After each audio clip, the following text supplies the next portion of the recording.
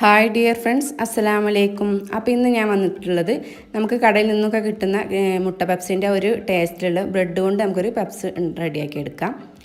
അപ്പോൾ നല്ല കിഡ്ലൻ ടേസ്റ്റ് കേട്ടോ ഈ ഒരു സ്നാക്കിന്. നോമ്പിന് നമുക്ക് കഴിക്കാൻ പറ്റിയൊരു റെസിപ്പിയാണിത്.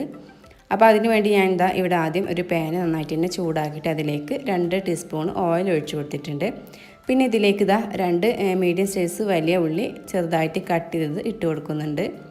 പിന്നെ ഇതിലേക്ക് നമുക്ക് ആവശ്യമായിട്ടുള്ള പച്ചമുളക്, ഇവിടെ അത്യാവശ്യം എരിവുള്ള പച്ചമുളക് തന്നെയാണ്, ഒരു 2 എടുത്ത് ചെറുതായിട്ട് കട്ട് ചെയ്തിട്ട് ഇട്ട് കൊടുക്കുന്നുണ്ട്. പിന്നെ കുറച്ച് കറിവേപ്പില, കുറച്ച് മല്ലിയില, പിന്നെ 1 ടീസ്പൂണ് ഇഞ്ചും വെളുത്തുള്ളിയും പേസ്റ്റ്, പിന്നെ ആവശ്യത്തിനുള്ള ഉപ്പ്. അപ്പോൾ ഇഞ്ചും വെളുത്തുള്ളിയും പേസ്റ്റൊക്കെ ഞാൻ ഫ്രിഡ്ജിൽ അങ്ങനെ സൂക്ഷിക്കുന്നത് കൊണ്ടാണ് കേട്ടോ അങ്ങനെ ഒരു ഉണ്ടായിട്ടുള്ളത്. അപ്പോൾ ഇതുപോലെ ബോളാക്കിയിട്ട് ഫ്രിഡ്ജിൽ സൂക്ഷിക്കാൻ ചെയ്യാറ്. അപ്പോൾ നമുക്ക് ആവശ്യമാകുമ്പോൾ പെട്ടെന്ന് തന്നെ ഫുഡൊക്കെ ഉണ്ടാക്കുമ്പോൾ നമുക്ക് വളരെ ഈസിയാണ് ഇങ്ങനെ ഉണ്ടാക്കി വെക്കുമ്പോൾ. അപ്പോൾ ഞാൻ എപ്പോഴും ഇതുപോലെ ഉണ്ടാക്കി വെക്കാറാണ് ചെയ്യാറ് കേട്ടോ. അപ്പോൾ ഇത് നന്നായിട്ട് തന്നെ വാടി വന്നിട്ടുണ്ട്. ഇനി നമുക്ക് ഇതിലേക്ക് ആവശ്യമായിട്ടുള്ള പൊടികളൊക്കെ ഇട്ട് കൊടുക്കാം. അപ്പോൾ 1/4 ടീസ്പൂണ് മഞ്ഞൾപ്പൊടി ഇട്ട് കൊടുത്തിട്ടുണ്ട്. പിന്നെ ഇതിലേക്ക് ഞാൻ ഒരു 1/2 ടീസ്പൂണ് മുളക് പൊടി ഇട്ട് കൊടുക്കുന്നുണ്ട്. പിന്നെ ഇതിലേക്ക് ഞാൻ 1 ടീസ്പൂണ് മല്ലിപ്പൊടിയും കൂടി ഇട്ട് കൊടുക്കുന്നുണ്ട്. പിന്നെ ഇതിലേക്ക് 1/2 ടീസ്പൂണ് ഗരം മസാലപ്പൊടി, പിന്നെ ഇതിലേക്ക് 1/2 ടീസ്പൂണ് കുരുമുളക് പൊടി. ഇനി നമുക്കിത് നന്നായിട്ട് തന്നെ ഒന്ന് മിക്സ് ചെയ്തിട്ട് എടുക്കാം. ഈ ഒരു മസാലയുടെ ഒക്കെ ഒരു പച്ച മണമൊക്കെ ഒന്ന് മാറുന്നത് വരെ ഒന്ന് വഴറ്റിയെടുത്താൽ മതി.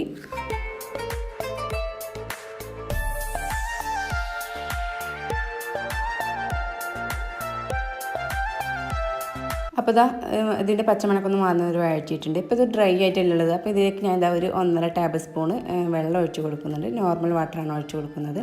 അപ്പോൾ ഇതെന്തിനാണ് ഒഴിച്ച് കൊടുക്കുന്നത് വെച്ചിട്ടുണ്ടെങ്കിൽ നമ്മൾ കടയിൽ നിന്ന് കിട്ടുന്ന ഒരു പപ്സിൻ്റെ ഉള്ളിലത്തെ ഒരു മസാലയ്ക്ക് ചെറുതായിട്ടൊരു ഇങ്ങനെ കുഴമ്പ് രൂപത്തിലുണ്ടാവുക. അപ്പോൾ അതിന് വേണ്ടിയിട്ടാണ് ഞാൻ കുറച്ച് വെള്ളം ഒഴിച്ച് കൊടുത്തിട്ടോ. പിന്നെ ഇതൊന്ന് അടച്ച് വെച്ചിട്ടൊരു 3-4 മിനിറ്റ് ഒന്ന് നമുക്ക് വേവിച്ചെടുക്കാം.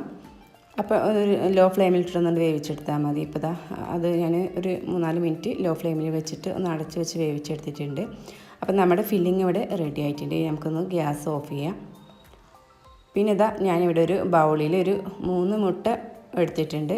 പിന്നെ 3 മുട്ട പുഴുങ്ങിയതും എടുത്തിട്ടുണ്ട്. പിന്നെ ഇതിലേക്ക് ആവശ്യമായിട്ടുള്ള പാലും. അപ്പോൾ ഞാൻ മുട്ട പൊട്ടിച്ച് വെച്ചതിലേക്ക് ആവശ്യത്തിനുള്ള ഉപ്പും പിന്നെ ഒരു ടീസ്പൂണോളം കുരുമുളക് പൊടിയും കൂടി ഇട്ട് കൊടുത്ത് നന്നായിട്ട് ഒന്ന് മിക്സ് ചെയ്തിട്ട് എടുക്കുകയാണ്. അപ്പം ഈ ഒരു മിക്സ് നമുക്ക് ആദ്യം ഒരു 2-3 മുട്ട എടുത്തിട്ട് ചെയ്താൽ മതി. പിന്നെ നമുക്ക് ആവശ്യമുണ്ടെങ്കിൽ വീണ്ടും മുട്ട എടുത്തിട്ട് മിക്സ് ചെയ്തെടുത്താൽ മതി. ആദ്യം തന്നെ നമ്മൾ ഒരുപാട് മുട്ട മിക്സ് ചെയ്ത് വെച്ചിട്ടുണ്ടെങ്കിൽ ചിലപ്പോൾ അത് വേസ്റ്റായി പോകും. അപ്പോൾ നമുക്കിതിലേക്ക് ആവശ്യമായിട്ടുള്ളത് ഉണ്ടാക്കിയെടുത്താൽ മതി കേട്ടോ. അപ്പോൾ അതിലേക്ക് ഞാൻ കുറച്ച് പാലും കൂടി ഒഴിച്ച് കൊടുത്തിട്ട് ഒന്നുകൂടി മിക്സ് ചെയ്തെടുക്കുന്നുണ്ട്.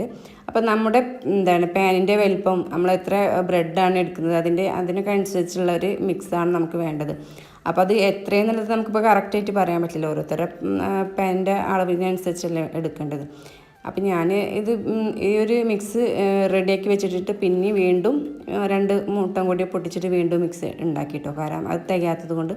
അപ്പോൾ അതാ പറഞ്ഞത് ഞാൻ നിങ്ങളോട് ആദ്യം 2-3 മുട്ട എടുത്തിട്ട് മിക്സ് ചെയ്ത് വെച്ചാൽ മതി. പിന്നെ നമുക്ക് ആവശ്യമുണ്ടെങ്കിൽ വീണ്ടും എടുക്കാമല്ലോ, പിന്നെ വേസ്റ്റാക്കി കളയണ്ടല്ലോ.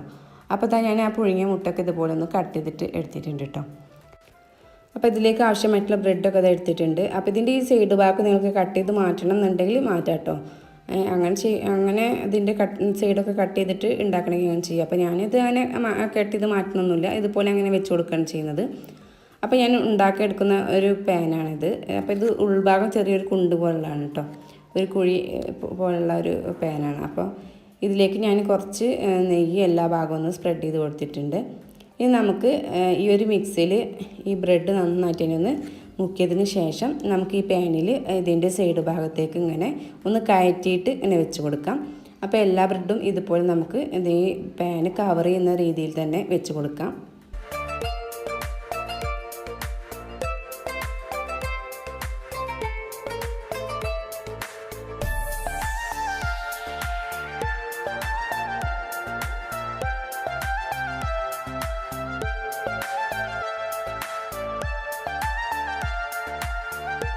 അപ്പോൾ ഞാൻ ഈ പാന് നല്ല കവർ ചെയ്തുന്ന രീതിയിൽ തന്നെ ബ്രെഡൊക്കെ റെഡിയാക്കി വെച്ചിട്ടുണ്ട്.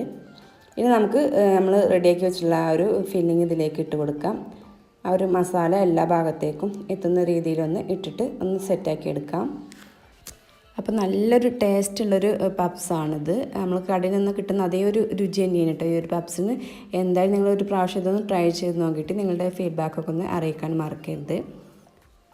അപ്പോൾ ഇതാ ഞാൻ ഇതിൽ ഫില്ലിങ്ങൊക്കെ വെച്ച് കൊടുത്തിട്ട് എല്ലാ ഭാഗത്തേക്കും ഇങ്ങനെ റെഡിയാക്കി കൊടുക്കുന്നുണ്ട്.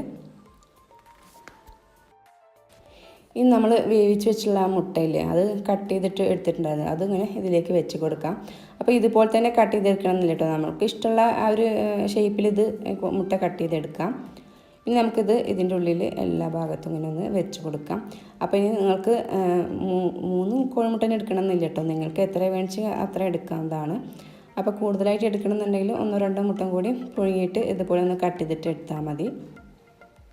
അങ്ങനത്തെ ഞാൻ എല്ലാ ഭാഗവും കവർ ചെയ്യുന്ന രീതിയിൽ മുട്ടൊക്കെ വെച്ച് കൊടുത്തിട്ടുണ്ട്. ഇനി നമുക്ക് ഇതിന് മീതെയായിട്ട് തന്നെ ആ ബ്രെഡ്, ബാക്കിയുള്ള ബ്രെഡ് ആ ഒരു മിക്സിയിൽ മുക്കിയിട്ട് നമുക്ക് ഇതിൽ വെച്ച് കൊടുക്കുക. അതിൻ്റെ മീതെയായിട്ട് ഇതുപോലെ ഒന്ന് വെച്ചിട്ട് കവർ ചെയ്ത് കൊടുക്കാം. അപ്പം നമുക്ക് ഏത് പാനിലും ഇതുപോലെ ചെയ്തെടുക്കാൻ പറ്റും കേട്ടോ. നമ്മുടെ കയ്യിലുള്ള ഏത് പാത്രം വെച്ചിട്ടാണെങ്കിലും ഇതുപോലത്തെ ഒരു സ്നാക്ക് റെഡിയാക്കി എടുക്കാൻ പറ്റും. പിന്നെ ഇതിൻ്റെ ഉള്ളിലുള്ള എല്ലാ ഫില്ലിങ്ങും നമ്മൾ വേവിച്ചെടുത്തില്ല. അപ്പോൾ ബ്രെഡിൻ്റെ ഒരു കളർ മാറിയിട്ട് അതൊന്ന് ചെറുതായിട്ടൊന്ന് ബ്രൗൺ കളർ ആവുക മാത്രമേ വേണ്ടുള്ളൂ. അപ്പോൾ നമുക്കത് ഏത് പാനിൽ വേണമെങ്കിലും റെഡിയാക്കി എടുക്കാം. അപ്പോൾ അത് ഞാൻ ബ്രെഡൊക്കെ ഇതുപോലെ വെച്ചിട്ടൊന്ന് ജസ്റ്റ് കൈ കൊണ്ട് ഇങ്ങനെ ജസ്റ്റ് ഒന്ന് അമർത്തിയിട്ടൊന്ന് ലെവലാക്കി എടുത്തിട്ടുണ്ട്. ഇനി ഇതിന് മീതെ കുറച്ച് മല്ലിയില തൂക്കി കൊടുക്കുക. അധികമൊന്നും വേണ്ടിയിട്ട് ചെറുതായിട്ടൊരു കാണാൻ ഒരു ഭംഗിക്ക് വേണ്ടിയിട്ട് ഇട്ട് കൊടുക്കുകയാണ്. എന്നിട്ട് നമ്മൾ റെഡിയാക്കിയിട്ടുള്ള ആ ഒരു മിക്സ് ബാക്കിയുള്ളത് ഇതിൻ്റെ മീതെയായിട്ട് നമുക്ക് ഒഴിച്ച് കൊടുക്കാം. അപ്പോൾ ഞാൻ പറഞ്ഞല്ലോ, എനിക്ക് ഈ ഒരു മിക്സ് തികയാനിട്ട് വീണ്ടും 2 മുട്ട കൂടിയും ഞാൻ മിക്സ് ചെയ്തെടുത്തിട്ടുണ്ടായിരുന്നു. അപ്പോൾ അതിൻ്റെ ബാക്കിയാണ്. അപ്പോൾ അത് ഇതുപോലെ ഒന്ന് ഒഴിച്ച് കൊടുത്തിട്ട് ഇങ്ങനെ എല്ലാ ഭാഗത്തേക്കും ഒന്ന് ചിറ്റിച്ച് കൊടുത്തിട്ടുണ്ടല്ലോ, അതിൻ്റെ ഇടയിലേക്കൊക്കെ ഈ ഒരു മിക്സർ ഇറങ്ങി ചെല്ലും. അപ്പോൾ പിന്നെ അതിൻ്റെ താഴ്ഭാഗവും സൈഡ് ഭാഗമൊക്കെ കവർ ചെയ്തിട്ട് കിട്ടും. ഇനി നമുക്കിതൊന്ന് വേവിച്ചെടുക്കാം. അപ്പോൾ ഞാനൊരു പഴയ പാൻ ആദ്യം നന്നായിട്ട് തന്നെ ഹൈ ഫ്ലെയിമിൽ വെച്ചിട്ടൊന്ന് ചൂടാക്കി എടുത്തിട്ടുണ്ടായിരുന്നു. അതിന് മീതെയാണ് ഞാൻ ഈ ഒരു ഫില്ലിങ് വെച്ചിട്ടുള്ള ഒരു പാന് വെച്ച് കൊടുത്തിട്ട് ഇത് ഒരു മൂടി കൊണ്ട് നന്നായിട്ട് തന്നെ ഇത് അടച്ച് വെക്കുകയാണ്. ഇനി നമുക്ക് തീ ലോ ഫ്ലെയിമിൽ വെച്ച് കൊടുക്കാം. ഇത് നമുക്കൊരു 4-5 മിനിറ്റ് മാത്രം ലോ ഫ്ലെയിമിലിട്ട് കുക്ക് ചെയ്തെടുത്താൽ മതി. അധികം സമയം വെക്കണ്ട. ബ്രെഡ് ആയതുകൊണ്ട് തന്നെ പെട്ടെന്ന് തന്നെ അതിൻ്റെ അടിഭാഗമൊക്കെ നന്നായിട്ട് തന്നെ ഒരു മുരിഞ്ഞ പോലെ നല്ല ഡ്രൈ ആയി വരും. അപ്പോൾ അങ്ങനെ ആക്കിയെടുക്കണ്ട. അപ്പോൾ ഞാൻ ഈ ഒരു മൂടിക്കൊരു ഹോളുണ്ട്, അതൊന്ന് ചെറിയൊരു പേപ്പർ കഷ്ണം വെച്ചിട്ടൊന്ന് വെച്ചിരിക്കുകയാണ്. അപ്പോൾ നല്ല ലോ ഫ്ലെയിമിൽ തന്നെ വെക്കണം കേട്ടോ. അത് മാത്രം നിങ്ങളൊന്ന് ശ്രദ്ധിച്ചാൽ മതി. ഇതിന് മെയിനായിട്ട് ശ്രദ്ധിക്കേണ്ട ആ ഒരു കാര്യം മാത്രമാണ് കേട്ടോ.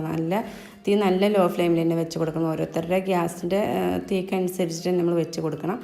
അപ്പോൾ ഇത് ഞാനിതൊരു 5 മിനിറ്റൊക്കെ കഴിഞ്ഞതിന് ശേഷം കേട്ടോ എടുത്തത്. അപ്പോൾ ഇത് കുക്കായിട്ടുണ്ട്. ഇനി നമുക്കിത് ഈ പാനിൽ നിന്നും മാറ്റാം. അപ്പോൾ ഞാൻ വേറൊരു പാനിലേക്ക് ഇതുപോലെ കുറച്ച് നെയ്യ് ഒഴിച്ചിട്ടൊന്ന് സ്പ്രെഡ് ചെയ്ത് കൊടുത്തിട്ടുണ്ട് എല്ലാ ഭാഗത്തേക്കും. ഇനി നമ്മൾ ഈ ഒരു പാത്രത്തിൽ നിന്നും മറ്റേ പാത്രത്തിലേക്ക് ജസ്റ്റ് ഇങ്ങനെ ഒന്ന് ഇളക്കിയിട്ട് വെച്ചിട്ട് കൊടുത്താൽ മതി. അധികം ബുദ്ധിമുട്ടൊന്നുമില്ല. അതിൽ നിന്ന് വിട്ട് വരാകി അങ്ങനെയൊന്നുമില്ല കേട്ടോ. ബ്രെഡ് ആയതുകൊണ്ട് തന്നെ പെട്ടെന്ന് കിട്ടും. പിന്നെ ഇത് നല്ലൊരു ബ്രൗൺ കളർ ആയിട്ടുണ്ട്. ഇത്ര കളർ വേണ്ട കേട്ടോ. ഇനി ഇതിൻ്റെ ഈ അടിഭാഗം കൂടി ഒന്ന് കളറാക്കിയിട്ട് എടുത്തിട്ടുണ്ട്. ഇപ്പോൾ ഞാനിത് അതൊരു 2-3 മിനിറ്റ് വെച്ചിട്ടുള്ളൂ കേട്ടോ. ജസ്റ്റ് കാരണം അധികം സമയം നോക്കാം, എല്ലാ ഭാഗം കുക്ക് ചെയ്താണ്. പിന്നെ ഒരു കളർ കിട്ടാൻ വേണ്ടിയിട്ടാണ് ഞാൻ പിന്നെ ആ ഒരു മറ്റേ പാനിലേക്ക് വെച്ച് കൊടുത്തത്. അപ്പോൾ ഇതാ ഇവിടെ നന്നായിട്ട് തന്നെ റെഡി ആയിട്ട് നല്ല ചൂടുണ്ട്. അപ്പോൾ ചൂടൊന്ന് അറിയതിന് ശേഷം നമുക്കൊന്ന് കട്ട് ചെയ്തിട്ട് ഞാൻ കാണിച്ചു തരാം. നല്ല സോഫ്റ്റ് ആയിട്ടുള്ള ഒരു പപ്സാണ് കേട്ടോ. നല്ല ടേസ്റ്റിയാണ്, നല്ല സോഫ്റ്റാണ്. അപ്പോൾ എല്ലാവരും ഇതൊന്ന് ട്രൈ ചെയ്ത് നോക്കാൻ മറക്കരുത്. അപ്പോൾ ഈ നോമ്പിൽ നമ്മൾ ഈ പൊരിച്ച സ്നാക്കും ഒക്കെ ഉണ്ടാക്കുമ്പോൾ ഇത് ഒരെണ്ണം മതി കേട്ടോ. പിന്നെ മറ്റൊരു സ്നാക്കിൻ്റെ ആവശ്യമില്ല. നമുക്ക് വയറ് നിറയാൻ ഒരു പീസ് മതി. അപ്പോൾ എല്ലാവരും ഇതൊന്ന് ട്രൈ ചെയ്ത് നോക്കുക. നല്ല സോഫ്റ്റാണ്. അപ്പോൾ ഞാൻ ഇതൊന്ന് കട്ട് ചെയ്തിട്ടും കൂടി കാണിച്ചു തരാം. അപ്പോൾ ഞാൻ ഇതിൻ്റെ സൈഡ് ഭാഗമൊന്നും കട്ട് ചെയ്തിട്ട് കളഞ്ഞിട്ടുണ്ടായിരുന്നില്ലല്ലോ ബ്രെഡിൻ്റെ. പക്ഷേ ഇതിന് മൊഞ്ചൊന്നും കുറഞ്ഞിട്ടില്ലല്ലോ, നല്ല മൊഞ്ചോട് കൂടി തന്നെ അല്ലേ. അപ്പോൾ ഞാൻ അതുകൊണ്ടാണ് ഇതിൻ്റെ ബ്രെഡിൻ്റെ സൈഡ് ഭാഗമൊന്നും കളയാനത് കേട്ടോ. നിങ്ങൾക്ക് കളയണമെന്നുണ്ടെങ്കിൽ അത് കട്ട് ചെയ്ത് മാറ്റാവുന്നതാണ്. അപ്പോൾ ഈ ഒരു സ്നാക്കിൻ്റെ റെസിപ്പി എല്ലാവർക്കും ഇഷ്ടമായിട്ടുണ്ടാവുമെന്ന് കരുതുന്നു. ഇനി പുതിയൊരു കിടിലൻ റെസിപ്പിയുമായിട്ട് ഉടനെ വരുന്നതായിരിക്കും.